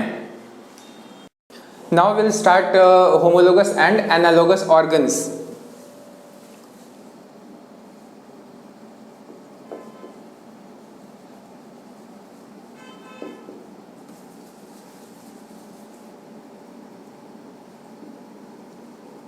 So there are two types of organs, that is homologous and analogous, which are used in phylogeny, that is to determine the ancestry. तो यहाँ पर homologous में क्या होता है कि ऐसे स्ट्रक्चर्स को हम कंपेयर करते हैं जिनका ओरिजिन सिमिलर होता है, यानी कि हो सकता है कि वो सारे के सारे बोन से आए हों या प्लांट्स में स्टेम से बने हो या लीफ से बने हो, लेकिन इनका फंक्शन अलग अलग होता है। किसी पार्ट में थॉर्न का फंक्शन अलग होगा लेकिन वो भी स्टेम से आएगा, किसी पार्ट में टेंड्रिल बनेगा, टेंड्रिल का काम होता है किसी भी चीज को ग्रैस्प करना और प्लांट को सपोर्ट करना। तो इस तरीके से होमोलोगस ऑर्गन में वैसे स्ट्रक्चर आएंगे जो कि किसी एंसेस्टर में तो सेम थे लेकिन अलग अलग modification evolution due to different environmental conditions अलग अलग स्ट्रक्चर्स फॉर्म हो गए हैं जो कि दिखने में अलग लगते हैं, फंक्शन भी अलग अलग करेंगे, लेकिन उनका ओरिजिन सिमिलर होगा। और होमोलोगस ऑर्गन ये शो करता है कि जितने भी अलग अलग होमोलोगस स्ट्रक्चर अलग अलग ऑर्गेनिज्म में पाए जाते हैं, हो सकता है कि ये सारे के सारे एक ही एंसेस्टर से आए होंगे। तो फर्स्ट ऑफ ऑल यहां पे हमें ये जानना है कि इनका ओरिजिन सिमिलर होता है, similar origin represents same ancestry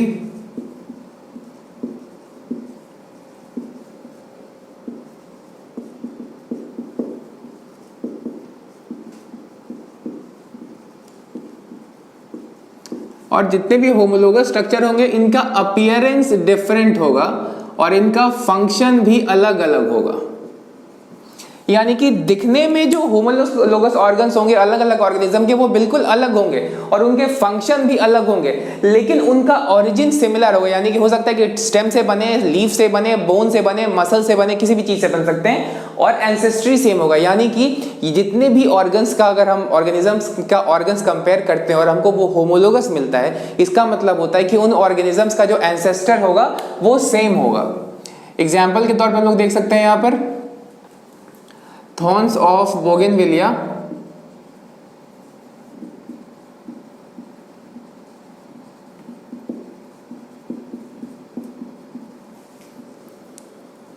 and tendrils of cucurbits. तो यहां पर हम लोग पहला चीज देखे थे कि सिमिलर ओरिजिन होता है। तो ओरिजिन का मतलब यहाँ पे कि ये भी स्टेम से आया है और ये जो टेंड्रिल है ये भी स्टेम से आया है, और ये रिप्रेजेंट करता है कि बोगेनविलिया और कुकुरबिट्स ये सिमिलर एंसेस्टर से आए होंगे। अब देखना ये बात है कि ये थॉर्न है और ये टेंड्रिल है, तो एक थॉर्न यानी कि कांटा काफी डिफरेंट होता है और टेंड्रिल स्प्रिंग जैसा पतला पतला स्ट्रक्चर होता है जो किसी भी चीज को ग्रैस्प करता है और प्लांट को सपोर्ट करता है। तो अपीयरेंस में कितना डिफरेंस है और दोनों के फंक्शन में कितना डिफरेंस है। तो अगर हम थॉर्न्स को देखें तो यहां पर स्टेम से ये आ रहा है और यहां पर टेंड्रिल है, ये भी स्टेम से आ रहा है। अब दोनों के फंक्शन की बात करें तो इसका फंक्शन होता है प्रोटेक्शन। थॉर्न्स का जो फंक्शन होता है वो होता है प्रोटेक्शन, और एक और काम होता है थॉर्न्स का, जो कि अगर लीव्स या किसी पार्ट में थॉर्न्स में मॉडिफाइड हो जाते हैं तो थॉर्न्स का फंक्शन होता है कि वाटर लॉस को भी प्रिवेंट करना। तो इसका थॉर्न्स का मेन पर्पस होता है प्रोटेक्शन, और टेंड्रिल का मेन फंक्शन क्या होता है, वो होता है उसका सपोर्ट, प्लांट को सपोर्ट करना। तो ऊपर में हम लोगों ने देखा कि ओरिजिन सिमिलर, तो ये भी स्टेम से बना है, ये भी स्टेम से बना है, तो origin similar represent same ancestry, यानी कि जो बोगेनविलिया और कुकुरबिट्स है इनका पूर्वज, इनका एंसेस्टर सेम रहा होगा।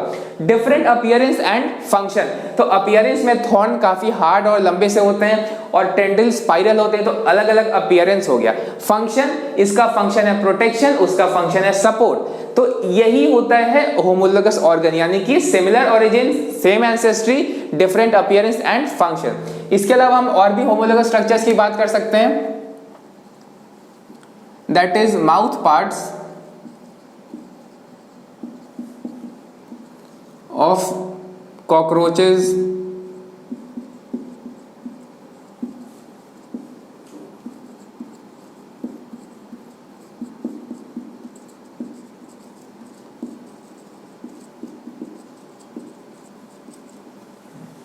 तो इंसेक्ट्स का जो माउथ का पार्ट्स होता है वो होमोलोगस होता है, लेकिन दिखने में अलग रहेगा। कॉकरोच का माउथ अलग तरीके से होगा, बटरफ्लाई का अलग तरीके से होगा, मॉस्किटो में ब्लड सकिंग के लिए अडेप्टेड होता है। तो अलग अलग ऑर्गेनिज्म में अलग अलग फंक्शन के हिसाब से माउथ अडेप्टेड है, लेकिन ओरिजिन इन सारे इंसेक्ट्स का सेम होता है। तो ये भी हो गया होमोलोगस का एग्जाम्पल। इसके अलावा हम लोग और भी एग्जाम्पल्स देख सकते हैं। फॉर एग्जाम्पल अगर हम अपना फोर लिम्ब यानी कि इंसान के केस में हाथ की बात करें तो हैंड्स हो गए, चिड़िया का जो पंख होता है, या फिर वेल का जो फ्लिपर्स होता है, अपार्ट फ्रॉम दैट चीता का जो पैर होता है आगे वाला। तो अगर इन सब को हम कंपेयर करें तो ये सारे भी होमोलोगस होंगे।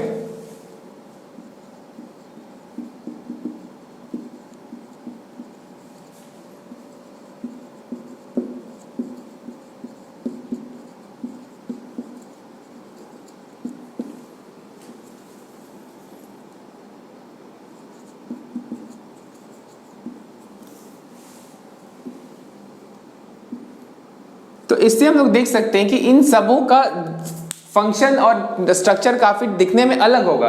तो ह्यूमन का हैंड अपने जैसा होता है, फिर चीता का जो आगे वाला पैर है वो दौड़ने के लिए अडेप्टेड है, मैन का हैंड होता है वो ग्रैस्पिंग के लिए अडेप्टेड है, फिर बैट्स का उड़ने के लिए, बर्ड्स का भी उड़ने के लिए। तो इसका मतलब क्या होता है कि स्ट्रक्चर दिखने में अलग है लेकिन अंदर से पेंटाडैक्टाइल प्लान पे बने होते हैं। पेंटाडैक्टाइल प्लान हम लोग जब मूवमेंट एंड लोकोमोशन पढ़ेंगे तो वहां पर बोन्स वाले चैप्टर में आप लोगों ने 11th में पढ़ा होगा कि जो बोन्स 4 लिम्स के होते हैं वो होते हैं पेंटाडैक्टाइल प्लान पर। तो इन सबों का जो 4 लिम्स होता है उनमें क्या होता है कि पेंटाडैक्टाइल प्लान होता है।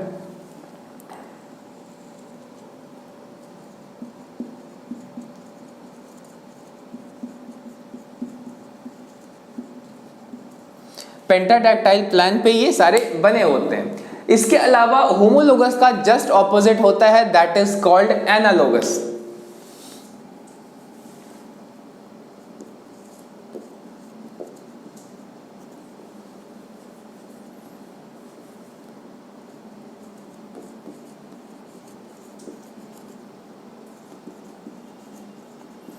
तो जो एनालोगस ऑर्गन्स होंगे जस्ट इसके उल्टे होंगे, यानी कि डिफरेंट ऑरिजिन होंगे।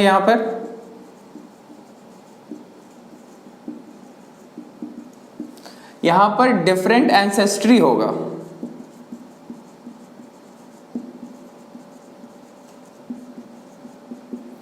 बट यहां पे सिमिलर अपीयरेंस एंड फंक्शन होगा।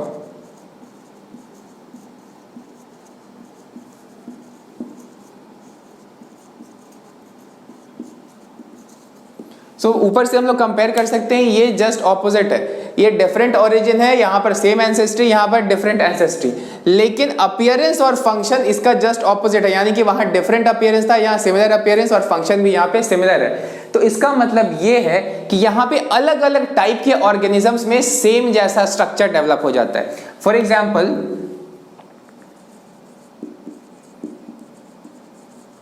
Wings of bird and butterfly. तो यहां पर बर्ड्स का जो विंग्स होता है वो बोनी होता है, वो ऑसिफाइड होता है, लेकिन बटरफ्लाई का जो विंग होता है वो काफी पतला सा मेम्ब्रेन जैसा होता है। तो दिखने में दोनों पंख ही लगेगा, दोनों को विंग्स ही बोला जाएगा, दिखने में दोनों का काम एक ही होगा, यानी कि उड़ना। तो सिमिलर फंक्शन हो गया, दोनों का काम है उड़ना। सिमिलर अपीयरेंस हो गया क्योंकि दोनों पंख जैसा दिखेगा, लेकिन एंसेस्ट्री अलग है क्योंकि हम लोग को पता है कि जो बटरफ्लाई है वो आर्थ्रोपॉड्स में आता है और जो बर्ड्स है वो एप्स वाला यानी कि मैमल्स के जस्ट नीचे आते हैं। तो दोनों का एंसेस्ट्री अलग है और ओरिजिन भी अलग है, ये बोन से आ रहा है और ये मेम्ब्रेन से आ रहा है, तो दोनों का ओरिजिन भी अलग है। इसके अलावा हम लोग और भी एग्जांपल देख सकते हैं, जैसे कि आई ऑफ ऑक्टोपस एंड मैमल्स।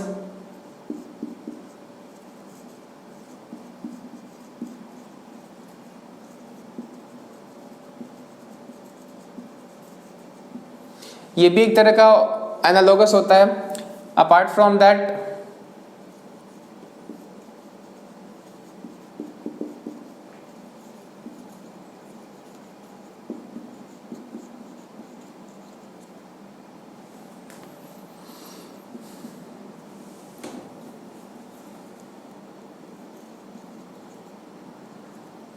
तो मटर में टेंड्रिल्स होते हैं, पी प्लांट में भी टेंड्रिल्स होते हैं और पैसिफ्लोरा में भी टेंड्रिल्स होते हैं, लेकिन यहाँ पर काफी डिफरेंस है, दोनों के ओरिजिन में डिफरेंट होता है, एक लीफ से आता है एक स्टेम से आता है, तो दोनों में डिफरेंस है। इसके अलावा और भी डिफरेंसेस हैं, एग्जांपल्स हैं हमारे, दैट इज कॉल्ड फ्लिपर्स।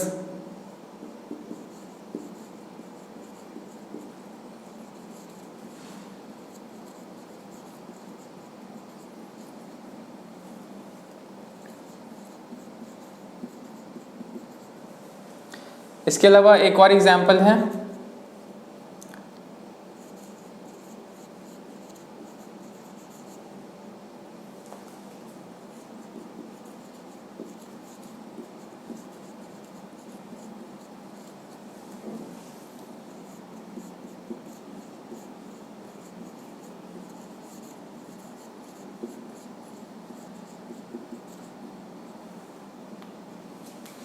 तो शार्क में जो पेक्टोरल फिन्स होते हैं यानी कि उसके जो अपर फिन्स होते हैं वो दिखने में डॉल्फिन के फ्लिपर की तरह ही होते हैं, लेकिन डॉल्फिन का फ्लिपर का ओरिजिन अलग होता है क्योंकि ये पेंटाडैक्टाइल होता है और ये पेंटाडैक्टाइल नहीं होता है। साथ में पेंगुइन और डॉल्फिन का भी फ्लिपर्स में काफ़ी डिफरेंस होता है। पैसिफ्लोरा और पी के बारे में हम लोग ने बात कर लिया है। तो ये होते हैं हमारे होमोलोगस और analogous. Homologous divergent evolution show करता है और एनालोगस कन्वर्जेंट इवोल्यूशन शो करता है। डाइवर्जेंट और कन्वर्जेंट इवोल्यूशन हमने आगे हमें पढ़ना है।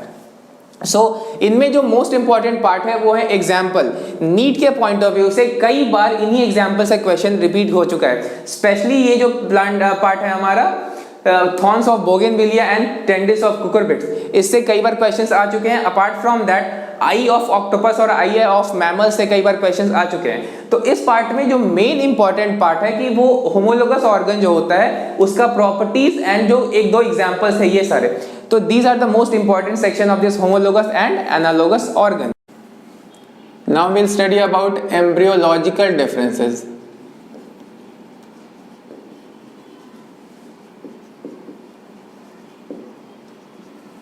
तो एम्ब्रियोलॉजिकल एविडेंसेस में क्या होता है कि जो एम्ब्रियो होता है उसके डेवलपमेंट को एनालाइज करके देखा जाता है कि जो डेवलपमेंट हो रहा है उनमें जो एम्ब्रियोज में क्या सिमिलैरिटी है या क्या डिफरेंसेस है। तो इसके बेसिस पे कुछ और थ्योरीज है जैसे कि रिकैपिचुलेशन थ्योरी या फिर बायोजेनेटिक लॉ, तो वो सारी थ्योरीज हमें इसमें पढ़नी है।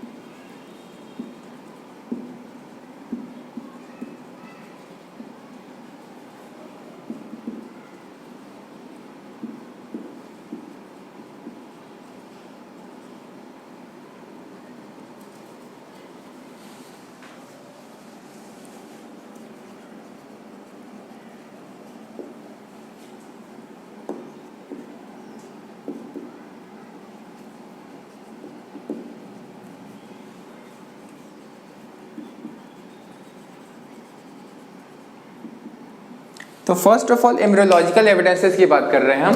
तो इसमें ये देखा जाता है कि डेवलपिंग एम्ब्रियोज, हमने पिछले चैप्टर में जब हम लोग रिप्रोडक्शन पढ़ रहे थे तो वहां गैस्ट्रुला, ब्लास्टुला, क्लीवेज ये सारी चीजें हमने पढ़ी थी।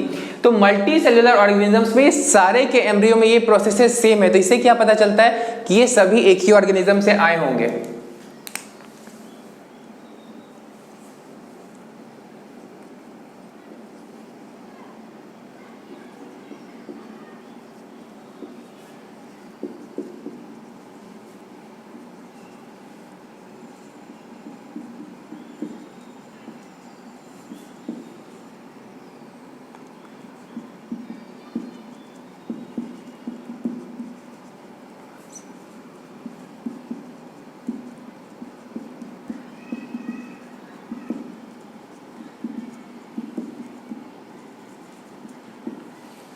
तो अगर हम एनालाइज करें फिश का एम्ब्रियो, चिक का, ह्यूमन का, बर्ड का एम्ब्रियो जब वो बन रहा होता है तो इनिशियल स्टेज में दिखने में वो सब बिल्कुल एक जैसा लगता है, यानी कि बहुत ज्यादा सिमिलैरिटी होता है दोनों इन सब के एम्ब्रियोज में। तो इससे भी पता चलता है कि हो सकता है कि ये सारे ऑर्गेनिज्म जो होंगे वो आए होंगे एक ही स्टॉक से या फिर एक ही ग्रुप से।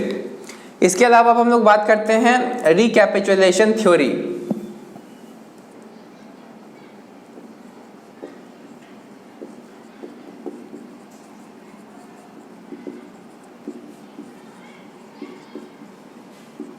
तो इसे रिकैपिचुलेशन थ्योरी को देने वाले थे वॉन बेयर। तो इन्होंने कहा कि जो डेवलपमेंट होता है बच्चों में या फिर एम्ब्रियोज में, उनमें जनरल फीचर्स का डेवलपमेंट पहले होता है और स्पेशलाइज्ड फीचर का डेवलपमेंट बाद में होता है।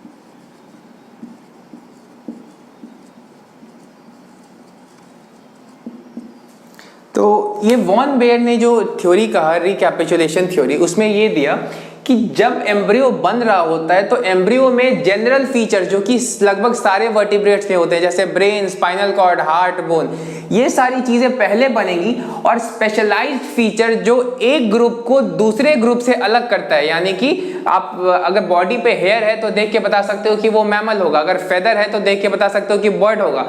तो जो स्पेशलाइज्ड फीचर है एम्ब्रियो डेवलपमेंट में बाद में आता है, तो इससे भी एक इंडिकेशन मिलता है कि ये जो सारे ऑर्गेनिज्म थे अल्टीमेटली एक ही एंसेस्टर से आए होंगे। इसके अलावा हमें बायोजेनेटिक लॉ भी पढ़ना है।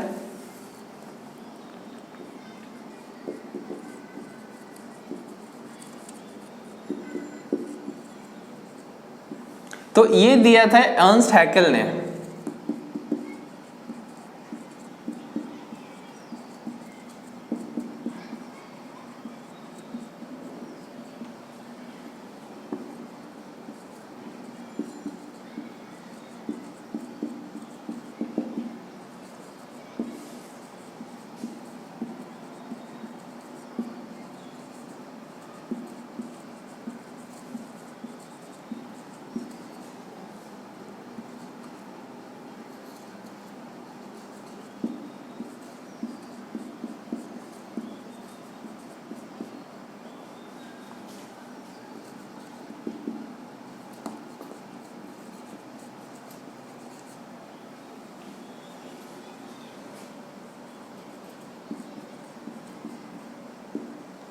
तो ये जो थ्योरी था ये डिस्कार्डेड कर दिया गया था बाद में।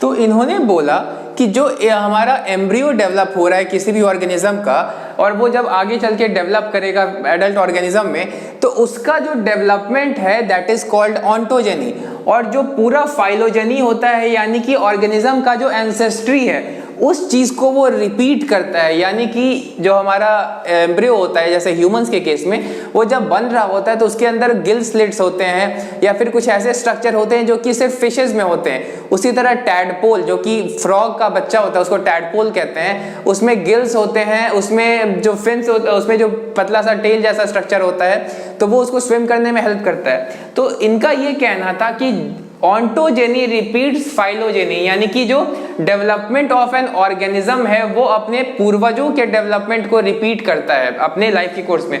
बट जब वॉन बेयर ने इसको क्लोजली ऑब्जर्व किया तो उन्होंने देखा कि ये लॉ गलत है, यानी कि इसको फिर वो डिस्कार्ड कर दिए। This law is not held true anymore. तो ये जो रिकैपिचुलेशन थ्योरी है और बायोजेनेटिक लॉ है, एक ही चीज का दो नाम है लेकिन गिवन बाय अदर साइंटिस्ट है। तो कई जगह आपको रिकैपिचुलेशन थ्योरी को ही बायोजेनेटिक लॉ लिखा हुआ मिलता है। तो लेकिन असल में क्या है कि अर्नस्ट हैकेल ने बायोजेनेटिक लॉ दिया था और रिकैपिचुलेशन थ्योरी वॉन बेयर ने दिया था। इसी का दूसरा नाम करके अर्नस्ट हैकेल ने ये लॉ दिया था जो कि अल्टीमेटली रॉन्ग प्रूव हो गया था। So therefore this is more correct, this is wrong. So ये अभी वैलिड है, this is no more valid.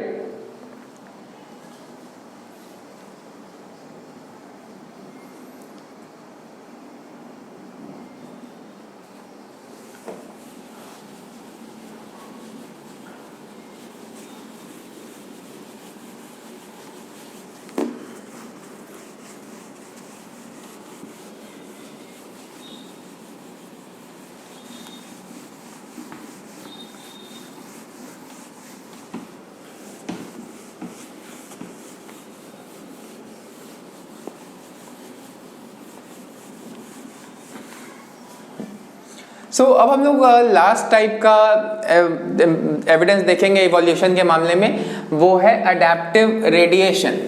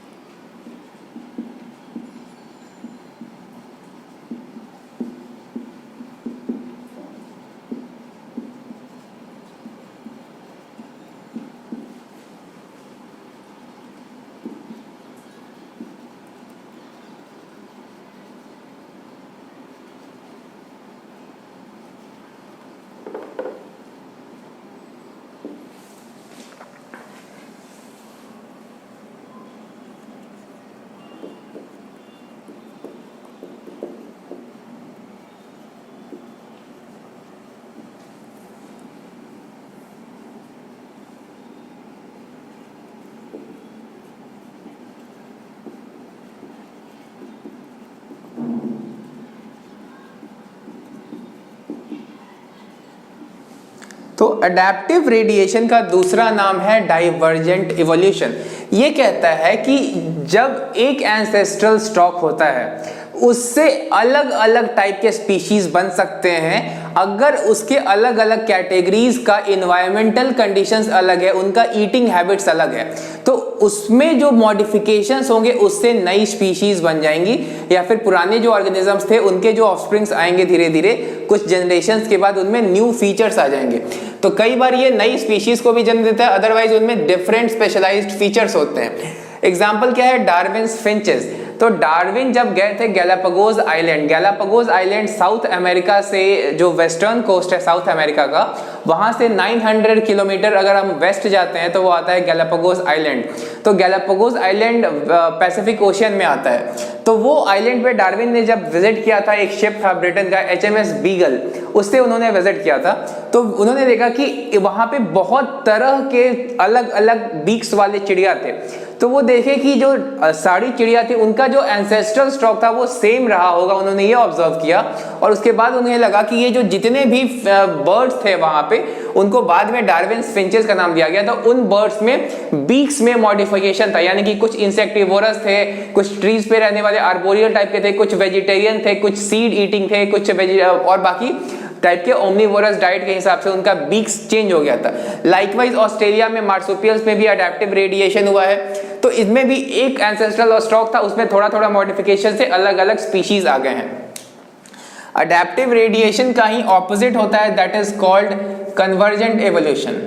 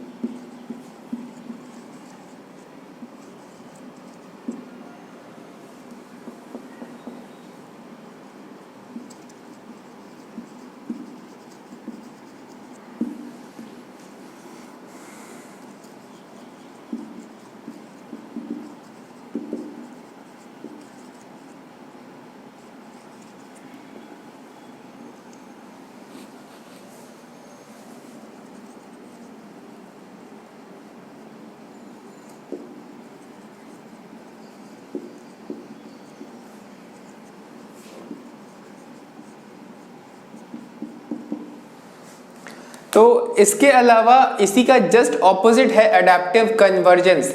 तो यहां पर क्या हुआ था कि एक एंसेस्टर था, उसमें से जो अलग अलग टाइप के स्पीशीज आए, क्योंकि सबका अलग अलग एनवायरनमेंट कंडीशंस में चले गए और उनको अपने फूड ईटिंग हैबिट की वजह से अपना अडेप्ट करना पड़ा। इसका उल्टा होता है यहाँ पर क्या होता है कि अनरिलेटेड ऑर्गेनिजम्स होंगे, अलग अलग टाइप के ऑर्गेनिजम्स होंगे, लेकिन जब उनको सिमिलर एनवायरनमेंट में रहने के लिए अडेप्ट होना पड़ेगा तो उन लोगों में सिमिलर ऑर्गेनिजम्स की तरह या सिमिलर स्ट्रक्चर्स डेवलप हो जाएंगे। जैसे कि चिड़िया और बटरफ्लाई दोनों को उड़ना होता है, तो दोनों ही केस में दोनों को उड़ने के लिए विंग्स चाहिए होता है, तो विंग्स डेवलप हो जाता है। तो जो होमोलोगस ऑर्गन्स थे वो शो करते हैं डाइवर्जेंट इवोल्यूशन, और जो एनालोगस ऑर्गन्स थे वो क्या शो करेंगे, वो कन्वर्जेंट इवोल्यूशन शो करते हैं। तो ये दोनों के अपने अपने एग्जांपल्स हैं। जो जितने भी हमारे होमोलोगस स्ट्रक्चर्स थे वो आ जाएंगे इस पार्ट में, और जितने भी एनालोगस थे वो आ जाएंगे इस पार्ट में। तो हमारे एनसीईआरटी में अडेप्टिव रेडिएशन स्पेसिफाई करके दिया हुआ है, दैट इज अडेप्टिव रेडिएशन बहुत ज्यादा इंपॉर्टेंट है हमारे लिए।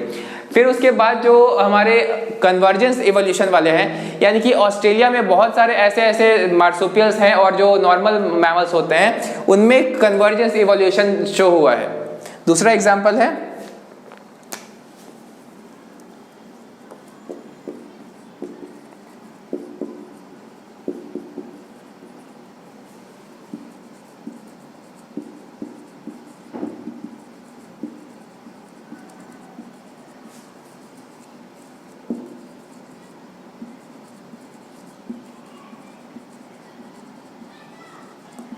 तो ऑस्ट्रेलिया के मैमल्स हो या फिर नॉर्मल मैमल्स हो, दोनों को जब सिमिलर टाइप का फूड प्रोवाइड हुआ नेचर से, तो दोनों में सिमिलर जैसे स्ट्रक्चर्स डेवलप हो गए। इसका मतलब क्या हुआ कि जो अलग अलग ऑर्गेनिजम्स थे, मार्सुपियल मैमल्स और नॉर्मल मैमल्स, उनमें काफी डिफरेंसेस था, लेकिन जब दोनों का फूड ईटिंग हैबिट सिमिलर हुआ तो दोनों में सिमिलर स्ट्रक्चर्स डेवलप हो गए।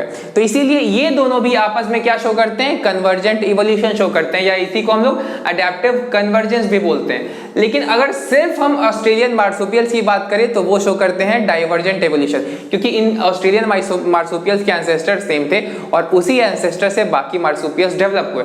लेकिन ये मार्सुपियल्स दूसरे मैमल्स के साथ कन्वर्जेंट इवोल्यूशन शो करते हैं, और बाकी जो पॉइंट है वो सेम रहेगा, दैट इज ये होमोलोगस स्ट्रक्चर्स वाला पार्ट हो गया, ये एनालोगस पार्ट वाला हो गया। तो these were the normal common evidences of evolution. इसके अलावा हमें एक और एग्जाम्पल पढ़ना है एनसीईआरटी में, दैट इज मॉथ वाला एग्जाम्पल। तो 1850 के पहले जब इंडस्ट्रियल रिवोल्यूशन उतना नहीं हुआ था तो व्हाइट मॉथ और ब्लैक मॉथ दो तरह के मॉथ हुआ करते थे। तो वहां पर जो व्हाइट मॉथ था वो काफी नंबर में ज्यादा था और ब्लैक मॉथ नंबर में काफी कम था।